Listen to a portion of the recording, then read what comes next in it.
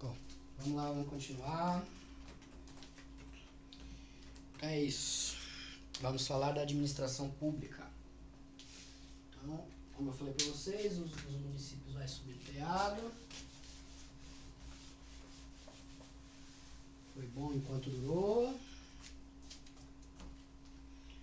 Mas agora o que me interessa é a administração pública. A gente até falou, eu falei bastante sobre administração pública aqui em outro momento, né, que eu estava gravando vídeo sobre direito administrativo. E aí a gente trata a administração pública como o próprio sistema de gestão ali, o próprio governo, né, propriamente dito. Vamos lá, artigo 37 da Constituição. A administração pública direta e indireta de qualquer dos poderes da União, dos Estados, do Distrito Federal e dos municípios obedecerá aos princípios da legitimidade, impessoalidade, moralidade, publicidade e eficiência, e também ao seguinte.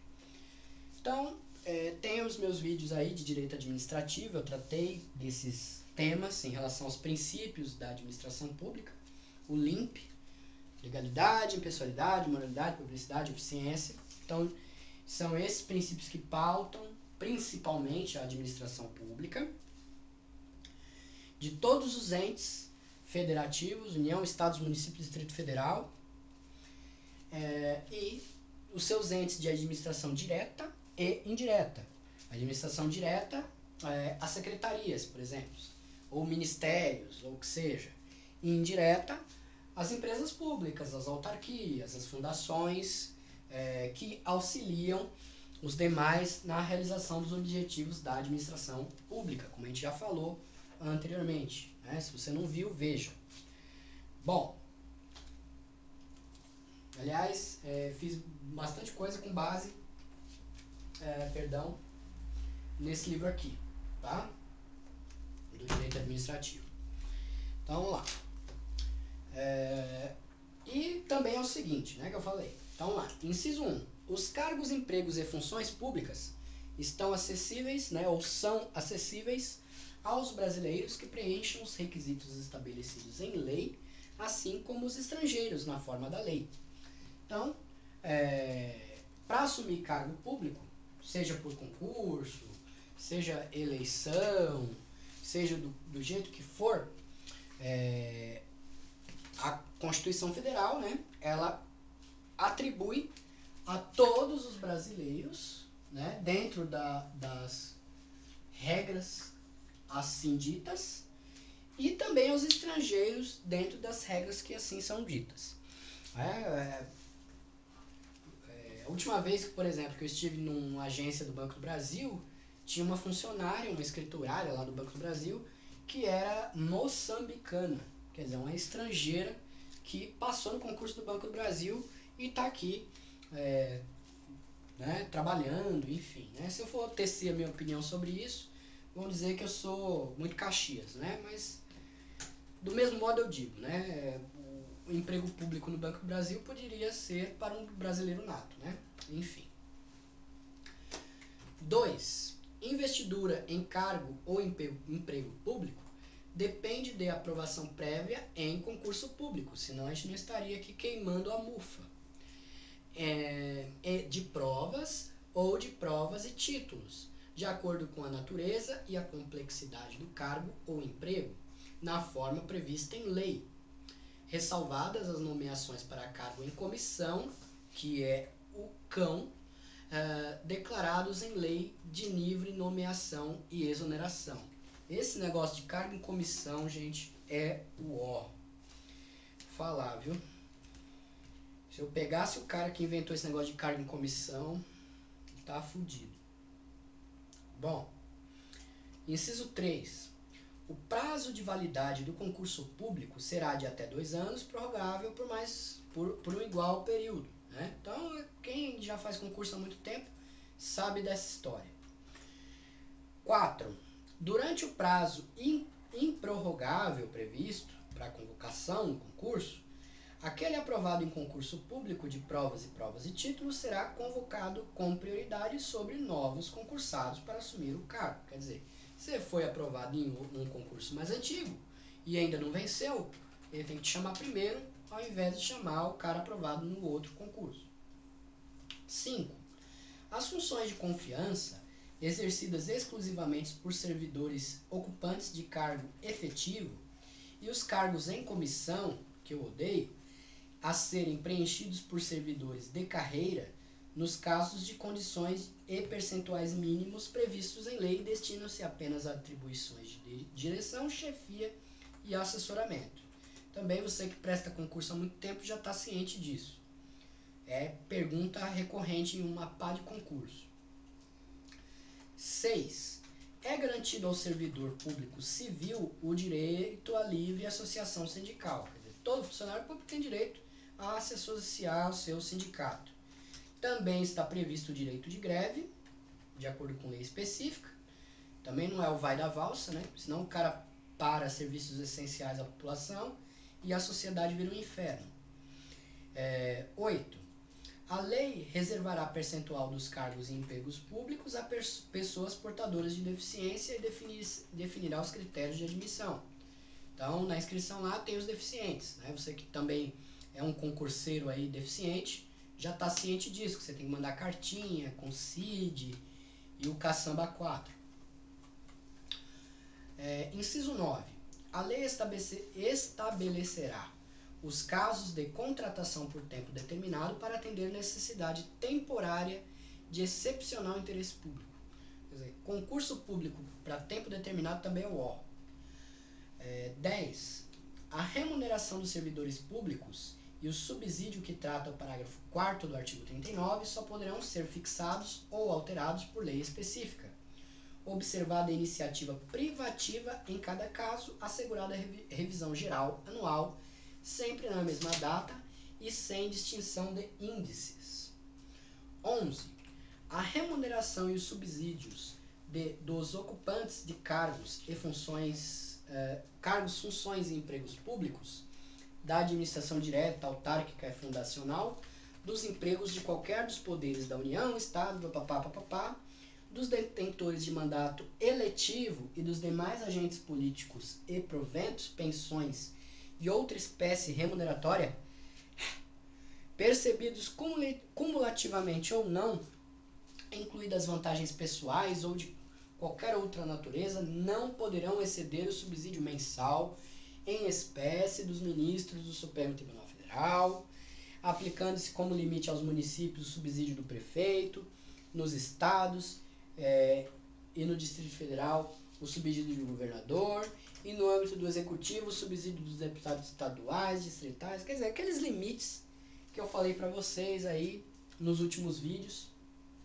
no que diz respeito ao limite salarial desse povo todo, né? Que aí sempre o que manda mais, você não pode ganhar mais do que o chefão do ente federativo lá, enfim, né? 12. O executivo, aliás, os vencimentos dos cargos do Poder Legislativo e do Judiciário não podem ser superiores aos pagos ao Executivo. Então, isso é uma regra básica. Quem trabalha no Legislativo e no Judiciário não pode receber mais do que quem está no Executivo. Vamos lá. 13. É vedada a vinculação ou equiparação de qualquer espécie remuneratória para efeito de remuneração de pessoal do serviço público. 14. Os acréscimos pecuniários percebidos por servidor público não serão computados nem acumulados para fins de acréscimos ulteriores, de concessão de acréscimos ulteriores. 15. O subsídio e os vencimentos dos ocupantes de cargos e empregos públicos são irredutíveis, ressalvado o disposto no inciso 11 e 14 do artigo 39 e outros. Então, basicamente, né, se você recebe um aumento como funcionário público, necessariamente você não vai poder ter a diminuição do seu salário. Aliás, eu nunca vi isso nem no âmbito privado, mas tudo bem. 16.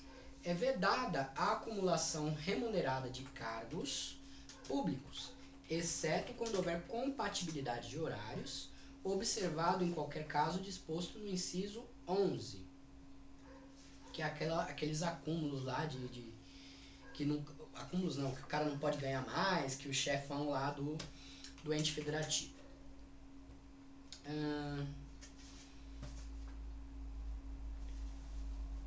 E aí, né, não pode ter acumulação mais que 2 cargos de professor, né, a de um cargo de professor e outro técnico ou científico,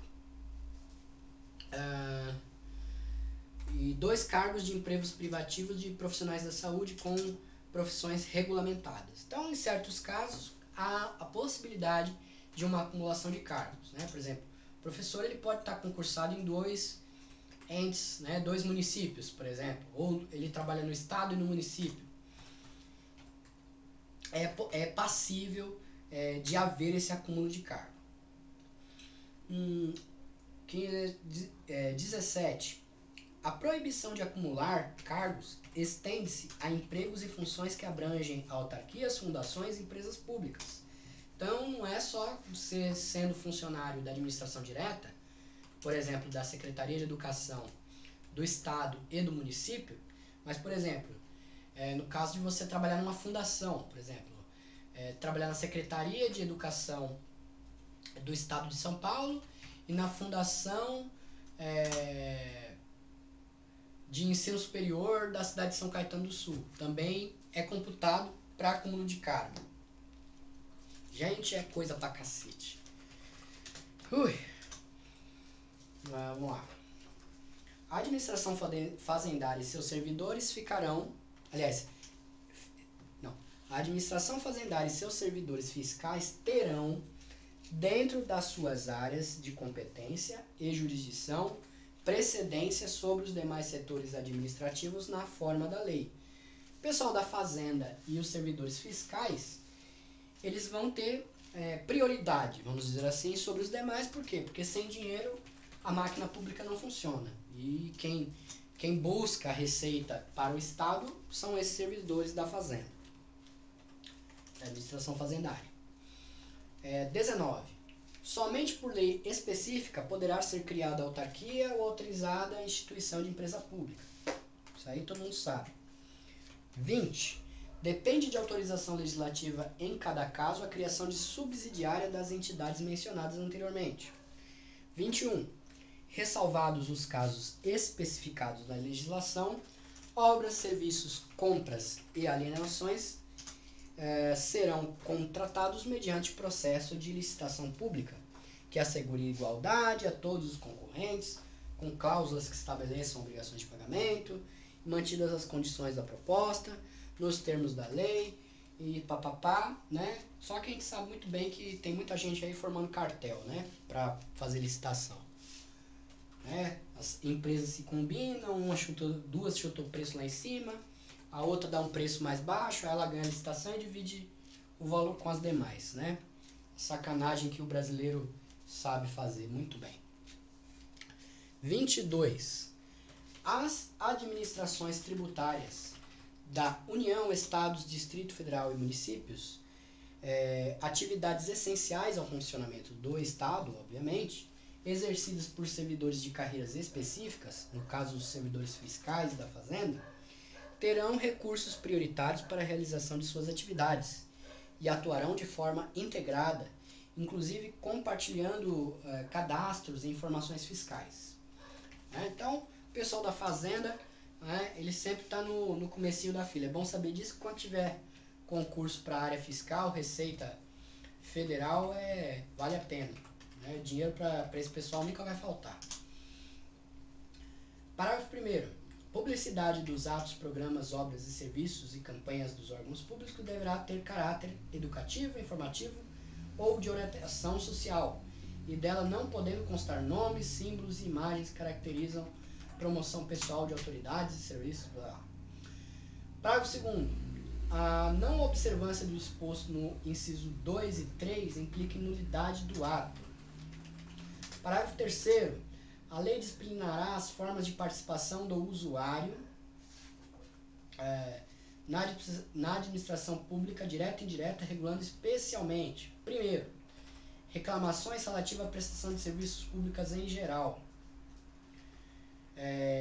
Assegurada a manutenção de serviços de atendimento ao usuário e avaliação periódica, externa e interna, e qualidade dos serviços. Se fosse tudo feito desse jeito mesmo, a gente não tinha problemas em certos serviços essenciais, como educação e saúde. 2. O acesso dos usuários a registros administrativos e informações sobre atos do governo. Negócio da lei da transparência. Tem que estar tudo disponível. 3. Disciplina da representação contra o exercício negligente ou abusivo de cargo, emprego ou função. Então, se o cara está abusando da função pública, dando carteirada em meio mundo, o usuário do serviço público, o cidadão, ele tem como também buscar os seus direitos. Parágrafo 4º. Os atos de improbidade administrativa importarão em suspensão dos direitos políticos, perda da função pública, indisponibilidade dos bens, papapá. Parágrafo 5º. A lei estabelecerá os prazos de prescrição para ilícitos praticados por qualquer agente, servidor ou não, que causem prejuízos ao erário. Parágrafo 6º. Pessoa jurídica de direito público e as de direito privado, prestador de serviço público, as concessionárias, responderão pelos danos que os seus agentes na qualidade causarem a terceiros. Parágrafo 7º. A lei disporá sobre os requisitos e as restrições ao ocupante de cargo e emprego da administração direta e indireta que possibilite o acesso a informações privilegiadas, quer dizer, o sigilo. 8º.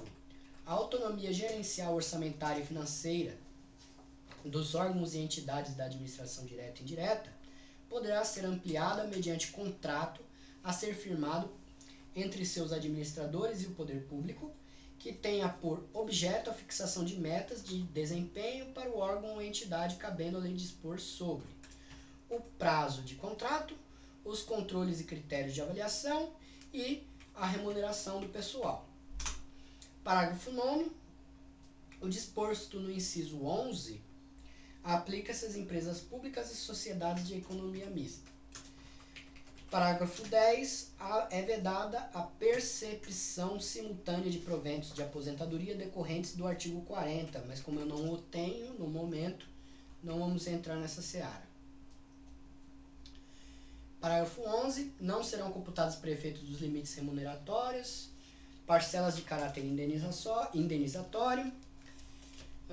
Parágrafo 12. Para fins do disposto no inciso 11, fica facultado aos Estados e Distrito Federal fixar o seu âmbito mediante as respectivas constituições e leis orgânicas, com limite único do subsídio mensal dos desembargadores do Tribunal de Justiça. Acredito eu, depois de ler coisa pra cacete, minha vista já está envergando, que eu já disse isso para vocês, e até instalou meu cotovelo. Vamos ver quanto tempo tem nessa jossa. Tem tempo, eu tô parecendo um narrador de futebol. Daqui a pouco eu grito o gol. Beleza. Artigo 38. O servidor público da administração direta, autárquica e fundacional, no exercício do mandato eletivo, aplica-se as seguintes disposições. Então, quem está na administração direta, autárquica e fundacional, primeiro, tratando-se de mandato eletivo federal, estadual e municipal, vai ficar afastado do seu cargo, emprego ou função. Então, se você é funcionário público e resolve dar louca de se candidatar político, você vai ficar afastado do seu cargo público, porque você está lá, participando do pleito, certo? 2.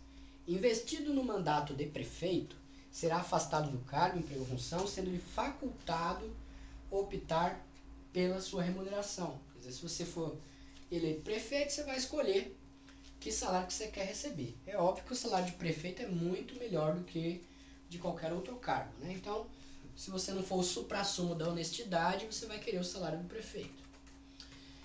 3. Investido no mandato de vereador, havendo compatibilidade de horários, perceberá as vantagens de seu cargo, emprego ou função, sem prejuízo da remuneração do salário de vereador. E não havendo compatibilidade, será aplicada a norma do inciso anterior. Aí você escolhe.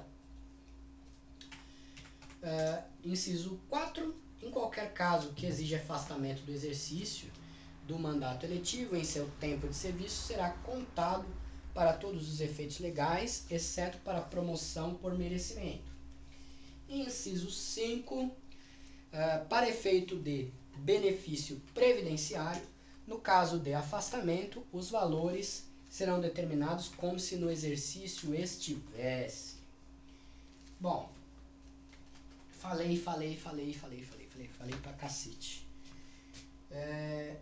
E ainda dentro do que o edital pediu, isso foi só o artigo 37, não, 37 e o 38, a gente vai falar diretamente em relação aos servidores públicos a partir do artigo 39. Então, eu vou dar uma interrompida na gravação, descarregar a memória, e aí nós voltamos. Enquanto isso, eu deixo minha língua descansando para ela parar de ficar dormente. Até já.